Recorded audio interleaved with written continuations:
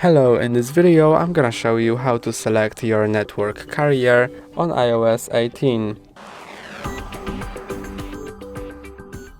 Go to Settings and then Cellular.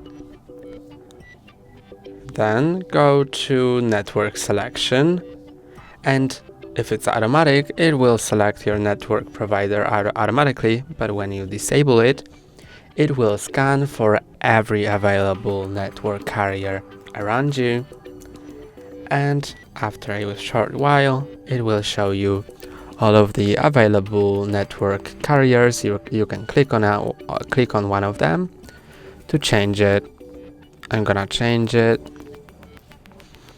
and then after a while it should display that I'm connected to this carrier. Let's go back to automatic, and it should change me to the default option after a short while.